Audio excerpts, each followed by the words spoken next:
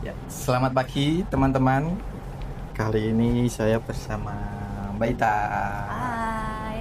Nah, kali ini kita akan segmen baru di YouTube kita, Victory.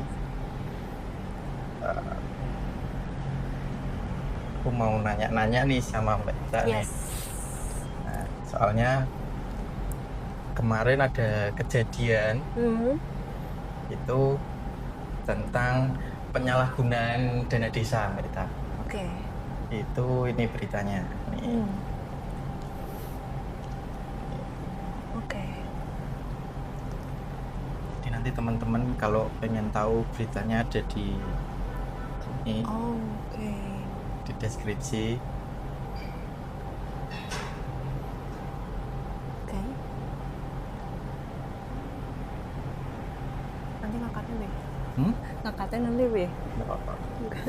Jadi ini beritanya adalah Ketua BUMDes tilep uang untuk investasi saham. Sayang banget sih. Boncos, ternyata saldo sisa ratusan ribu. Nah, sebagai Mbak Ita, sebagai orang yang berkecimpung di dunia perdagangan derivatif, Ya. gimana nih responnya terhadap berita ini? Sebenarnya disayangkan banget dan cukup prihatin kalau melihat berita itu, karena berarti edukasi yang ada di masyarakat belum sepenuhnya merata dan informasi yang disampaikan itu belum lurus gitu.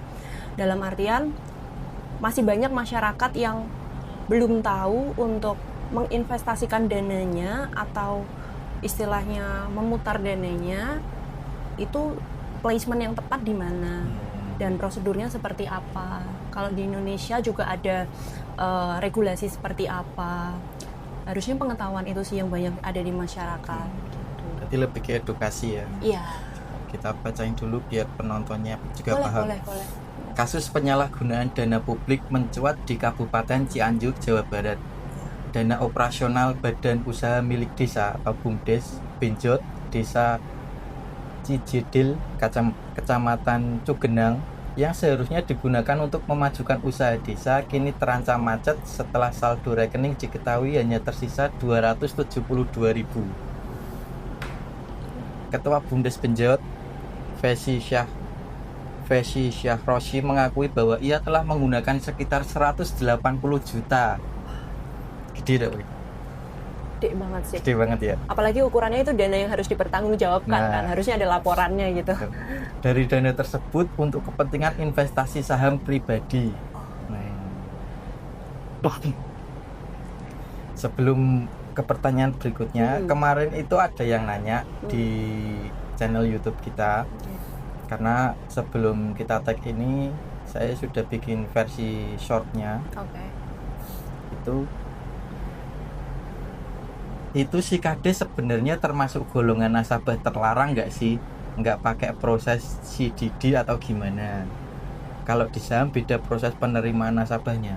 Itu gimana, Mbak?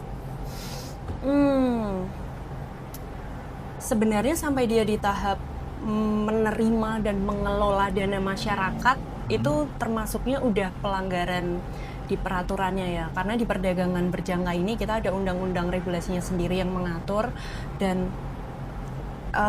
orang yang mau berinvestasi itu seharusnya punya tanggung jawab sendiri terhadap dananya gitu. Jadi sampai yang menitipkan dana pun meskipun dia tidak tahu ya akan dikelola untuk itu ya, itu udah harusnya lebih berhati-hati gitu sih.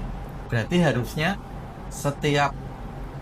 setiap kali ini dari pihak itu ya, dari pihak apa, barat pialang gitu ya. Iya, berarti kan harusnya dari pihak penerimanya itu harus menanyakan sumber dana dulu. Oh iya, betul. Harusnya yang menerima dana itu pun juga mengkonfirmasi atau melakukan apa ya, kalau kita verifikasi gitu ya, screening customer gitulah sebelum masuk gitu. Dananya didapat dari mana, terus latar belakang usahanya atau financialnya seperti apa. Itu sih biasanya yang kita lakukan buat mencegah fenomena-fenomena kayak gini.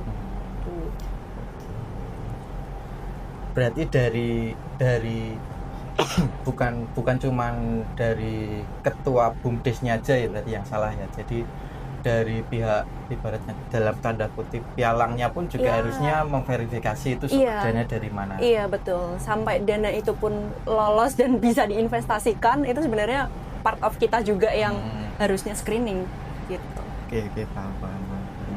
Berarti dari kesalahan yang paling mendasar ketika seseorang memakai dana publik untuk aktivitas trading seperti ini, itu gimana pendapat kita? Berarti sama ya kayak tadi ya. Iya. Harusnya dari pihak pialang atau yang bersangkutan pun harusnya verifikasi dulu ini Iya, sumber dana dari mana. Iya. Terus yang menyebabkan banyak orang berani trading tanpa edukasi, bahkan sampai mempertaruhkan uang bukan miliknya, itu gimana? Iya. Kalau menurut aku mungkin karena di masyarakat tuh masih banyak banget pandangan bahwa trading itu cara cepat buat bikin kita cepat kaya. Cepat kaya. Ya kan. Dari situ mulai FOMO lah masyarakat. Terus bahkan tanpa tahu dasarnya dulu mereka berani loh. Kadang langsung udah sedikit dulu nggak apa-apa deh dicoba gitu.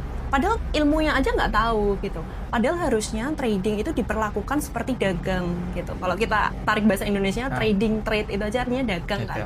Harusnya kita bisa beneran memperlakukan itu seperti hitungan bisnis, seperti hitungan berdagang gitu. Dimana kalau hitungan berdagang pun kita masih rasional gitu ya. Bahkan kita kalau punya usaha, punya bisnis itu kita hitungan mungkin 3 bulan, 6 bulan, 1 tahun, planning jangka panjang. Gitu, nggak ada bisnis yang instan gitu. Betul, istilahnya, betul. Ya kan. Nah kebanyakan mungkin masyarakat memperlakukannya trading sebagai cara cepat untuk kaya. Itu sih mindset yang masih harus banyak diedukasi. Betul. Oke.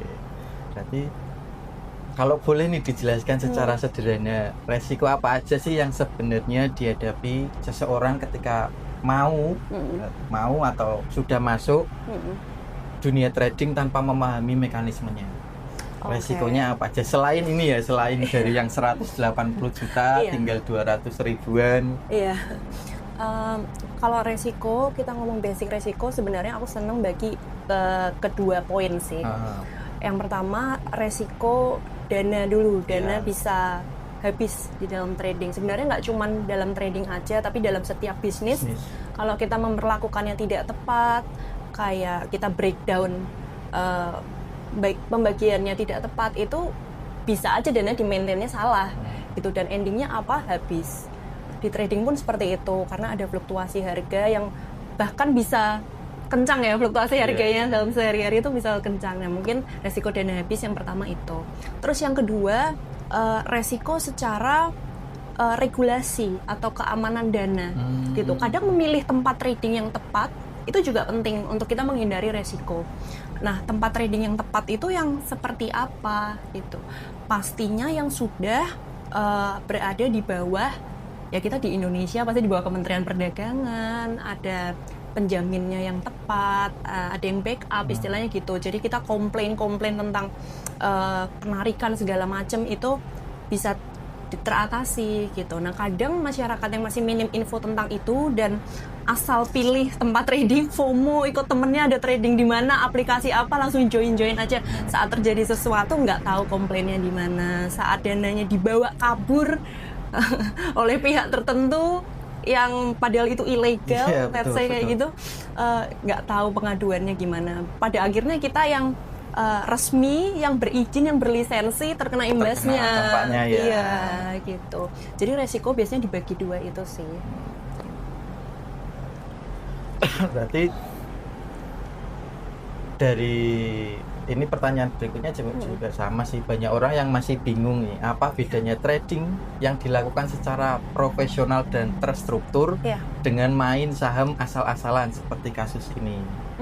Nah itu berarti tugas Mbak Ita nih sebagai edukator ke masyarakat, gimana sih caranya kita trading secara profesional, terstruktur, paham resikonya, itu gimana kalau menurut Mbak Ita? Oke, sebenarnya yang paling basic biasanya menentukan target keuntungan secara wajar gitu. Kayak dana yang kita masukkan diberlakukan seperti bisnis selayaknya untung yang masih wajar aja itu menurut aku masih oke. Menurut saya masih tidak meresikokan dana terlalu besar gitu. Saat trading diperlakukan seperti gambling, nah disitulah biasanya letak jatuhnya nih. Iya. Ada contohnya nggak sih? Tadi Mbak Ita bilang memberlakukan keuntungan sewajarnya aja.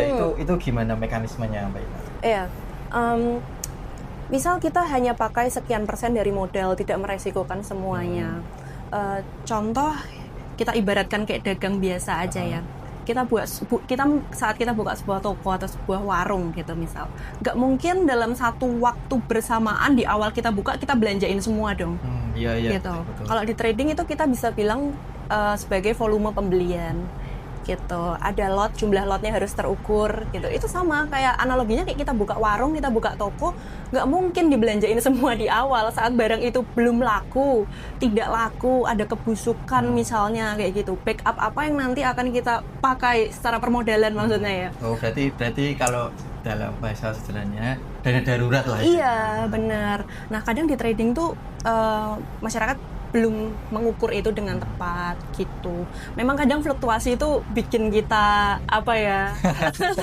bikin kita bisa profit nih gitu. Jadi optimis banget gitu. Kadang ya memang karena psikologinya gitu kan, ngelihat harga peluang yang naik turun banyak setiap hari gitu. Tapi balik lagi manajemen dana itu tadi harus diatur. Oke. Nah, ini kita pertanyaan selanjutnya, sebagai perusahaan pialang berjangka resmi, Victory ini kan sebagai salah satu pialang resmi di Indonesia. Apa yang biasanya PT Victory lakukan untuk mencegah masyarakat terjebak keputusan sembrono seperti ini? Oke.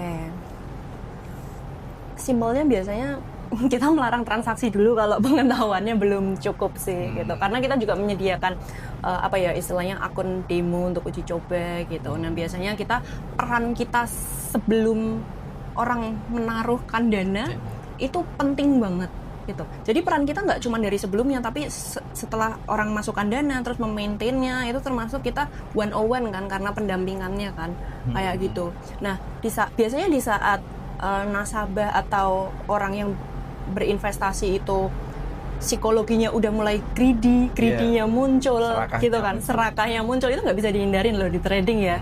Itu jadi musuh utamanya. Kadang peran kita itu sebagai remnya. Gitu. Iya. Peran kita sebagai remnya. Jadi boleh sih yang punya dana pun bebas ya, maksudnya dia yang punya dana gitu. Tapi alangkah baiknya ada yang bisa ngelihat secara rasional dan perannya untuk ngerem gitu. Biasanya gitu sih untuk melindungi nasabah.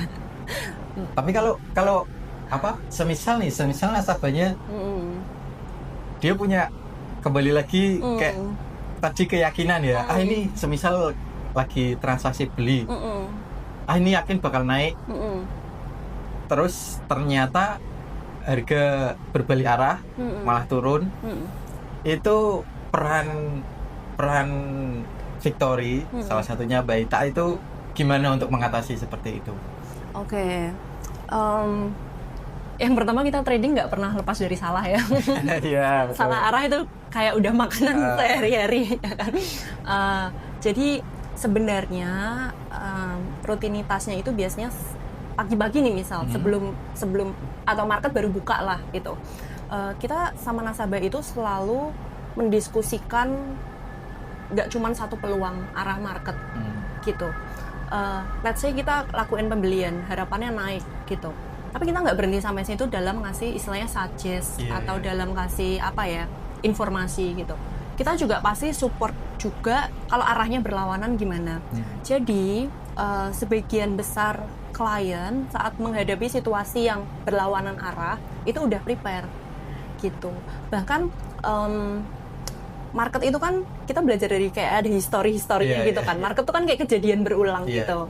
Nah, saat kita udah paham flow historinya, sebenarnya disupport sama suggest yang cukup, harusnya nasabah bisa antisipasi situasi itu sih. Gitu. Berarti kembali lagi ya teman-teman. Jadi peran kita, peran Mbak Ita, terus peran pialang itu kita cuman ngasih rambu-rambu ya. Iya, iya. Rambu-rambu. Jadi semisal di depan ada jeglongan, Iya. ya gimana caranya kita menghindari. Betul. Seperti itu ya. Oke. Mungkin nggak bisa dihindari, tapi kayak diantisipasinya Ya, gimana? antisipasi. Paham itu. Nah, ini pertanyaan selanjutnya. Kalau boleh memberikan pesan, Oke. apa yang harus dipahami masyarakat agar tidak terjerumus pada kasus serupa? Oke. Menarik. Oke. Sebenarnya kalau dari kasus yang tadi, aku lihatnya masyarakat yang menitipkan dana itu mungkin nggak bersalah gitu ya. Ya nggak sih, karena dia kan harapannya menitipkan dana untuk dipertanggungjawabkan ke sebuah program gitu kan. Tapi mungkin buat orang yang mempunyai apa ya Mas, kayak ya dia dititipi dana gitu, punya peran untuk itu, ada baiknya untuk tetap wise atau beretika setidaknya dalam mengelola dana itu. Ya memang sih untuk trading itu menjanjikan keuntungan yang seger, yang bikin malah iya gitu. Tapi kita pun kadang dalam menerima nasabah itu merekomendasikannya menggunakan dana dingin untuk ini gitu. Iya. Apalagi ini dana masyarakat yang harusnya digunakan untuk something, ya itu perkara etika menurut saya.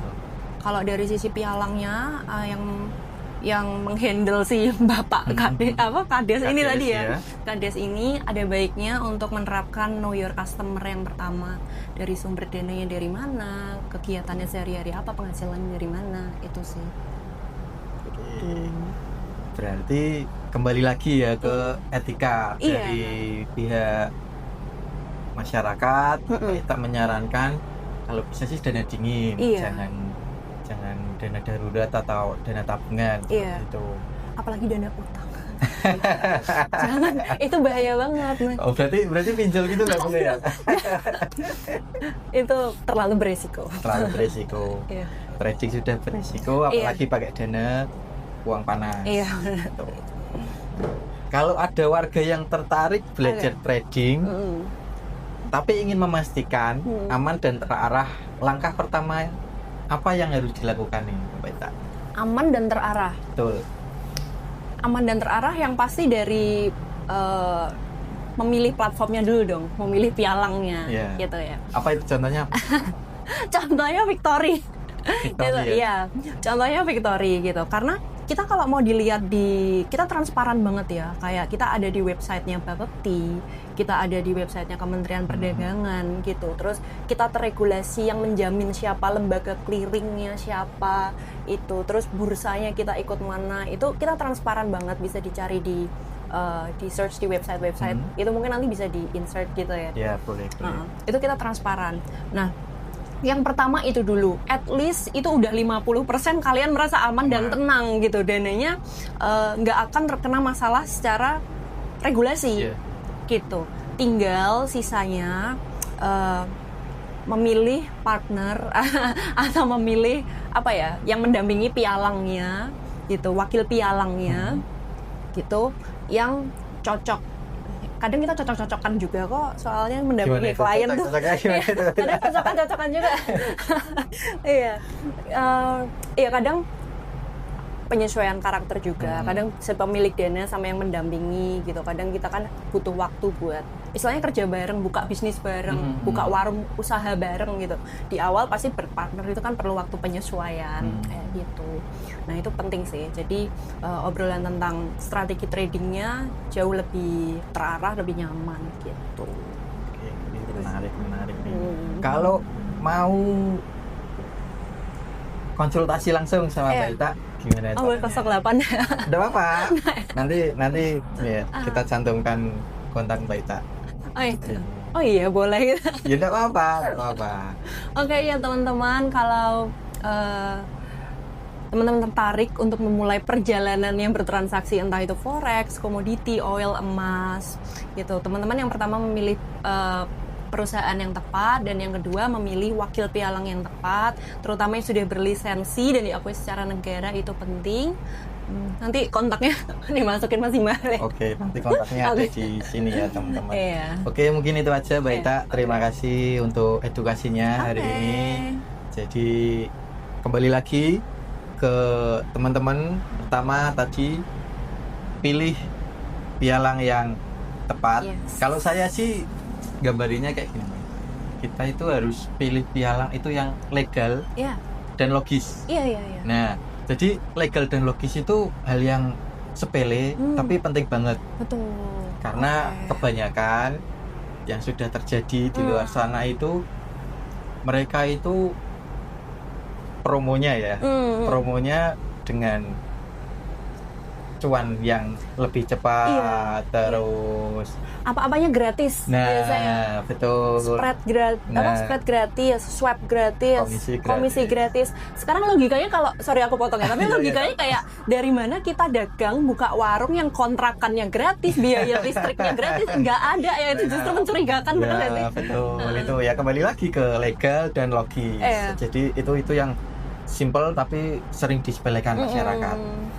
Terus tadi ke regulasi pasti sudah masuk ke legal. Ya. Terus ke edukatornya ya. Jadi yang lebih paham harusnya membatasi transaksinya klien, Iya. harusnya bukannya malah membiarkan. Jadi biasanya ketika klien sudah masuk itu dilepas. Itu yang penting banget buat teman-teman pahami. Betul. Kalau mau mulai trading ya kalau bisa si wakil pialangnya itu terus mendampingi. Betul. Kalau bisa ya Harus bisa. itu. Lah, harus bisa malah. Oke, terima kasih Mbak Ita untuk waktunya. Iya, oke. Bye. Bye.